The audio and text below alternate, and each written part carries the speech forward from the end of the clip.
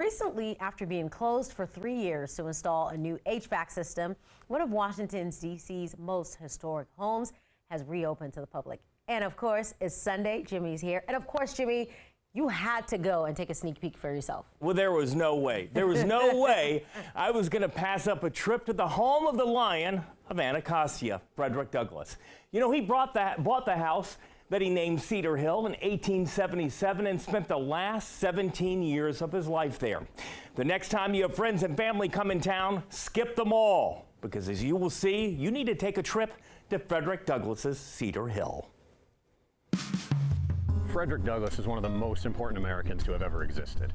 So Frederick Douglass is born in 1818, enslaved, spends 20 years of his life in this inhumanity, then devotes the remainder of his life to destroying everything that remains of that system.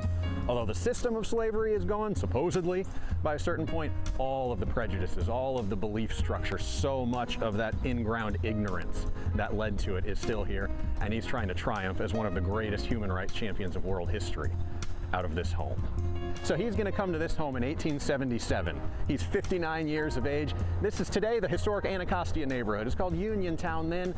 He loves the open air.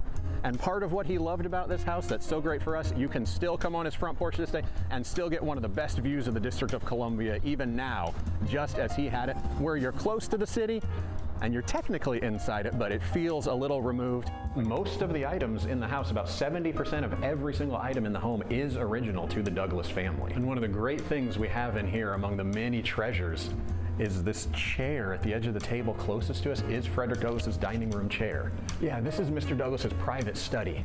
And the beautiful treasures we have in here, his original desk, his sunglasses are on it, his pens are there, his books are all around us, canes are in this room.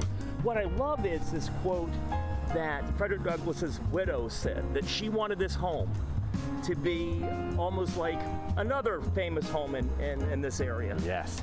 Let Cedar Hill become for the black race what Mount Vernon has become for the white race. What does it mean to you to be able to bring the kids here? It is just so liberating. We want to be able to share this back out with our kids so that they can truly understand that people died for their rights to vote.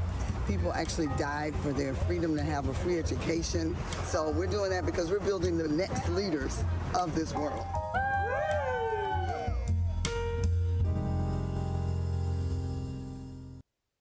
Jimmy. Tosin, I have to give Tosin credit. She's the one who said, Jimmy, you should go visit this. And I can't thank you enough. And I'm thanking you so much that I brought little gifts here. This is, there you go. Thank you. When they did an America the Beautiful coin, America Beautiful coin, that's what D.C. picked as their back of the quarter there. And it's Frederick Douglass's house. And I have many presidential busts, but now in my home there will be Frederick Douglass's.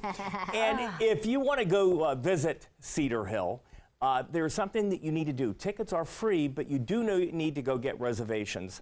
And you can see it's recreation.gov. And do you mind if I share something with you ladies about Please go ahead. that I learned yesterday? So when Frederick Douglass died, that day he had gone to a women's council meeting because he was for women's rights and having women have the right to vote. And he was there with his good friend, Susan B. Anthony, which is just amazing to me. Wow. Later that day, he goes home, and sadly, he has a heart attack as he's about to leave to go to another speaking event because that's how he lived his life. There was always more to get done. But the people who preserved and made sure that Frederick Douglass's house was there so we could all visit are African-American women, including his wife, and they started this group to make sure that this home was preserved for perpetuity. Oh, I love it. I love it. It's a beautiful story. Thank you. We'll talk about this while Brittany's doing weather. Brittany, What? Why am I left out of the conversation? you have to go do weather. I guess, yes. So anyways, as I was saying, we were saying, yes. Yeah, Anyway, you see, they're and just then, completely leaving me out. All right, guys.